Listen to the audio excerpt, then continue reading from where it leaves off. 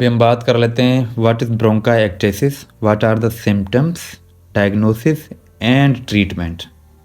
Bronchitis is a permanent dilatation of the airways. Bronchitis जो है ना, ये डायलेट हो जाते हैं एयरवेज हमारे क्रोनिक इन्फ्लेमेशन की वजह से, क्रोनिक इन्फेक्शन की वजह से, जिनको हमने ट्रीट नहीं किया हुआ होता।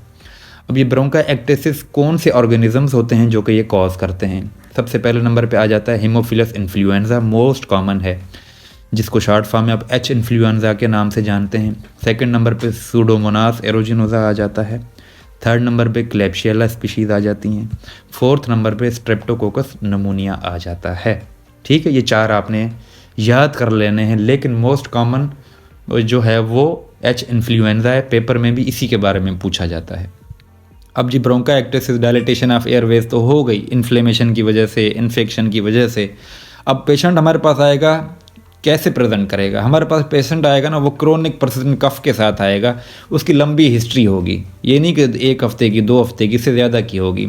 और उससे कफ में स्प्यूटम आ रहा होगा और रेस्पिरेटरी ट्रैक्ट इन्फेक्शंस जो है वो सस्पेक्ट आपने तब करना है जब क्रोनिक हिस्ट्री हो। अक्यूट में आपने कभी भी ब्रोंकाइटिस को सस्पेक्ट नहीं करना। ठीक हो गया? आपके पास जो पेशेंट प्रेजेंट करेगा ना, सबसे पहले आपके पास कहेगा सर मुझे डेली कफिंग हो रही है, लेकिन 1 महीने से है, 3 महीने से है, 3 हफ्तों से ज़्यादा हो गया है। और लार्ज अमाउंट जो है वो थिक म्यूकस होगा रोज़ाना। ब्लड भी आ सकता है मोस्टली पेशेंट्स के अंदर, और उसके साथ साथ शॉर्टनेस ऑफ ब्रेथ भी हो सकती है, चेस्ट पेन हो सकती है, और वेट लॉस भी हो सकता है। ठीक है ना? यहाँ पे आके लोग कंफ्यूज हो जाते हैं कि सर वेट लॉस तो जो है वो कार्सिनोमा के अंदर होता है, ब्रोंकाइटिस में कैसे होता है?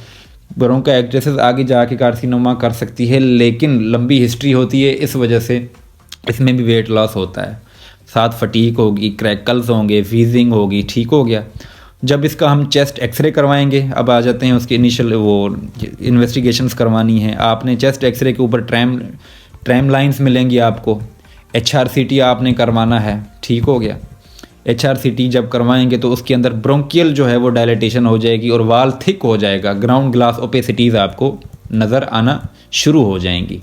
ठीक हो गया? आपने चेस्ट एक्सरे करवाना है, आपने HRCT लाजमी करवाना है। ठीक हो गया? अब इसके अंदर आपने मैनेज कैसे करना होता है? सबसे पहले कि इसमें क्या होता है, परमानेंट डायलेटेशन हो जाती है ना एयरवेज की, क्योंकि क्रोनिक इन्फ्लेमेशन होती है, इन्फेक्शन होती है, उसकी वजह से।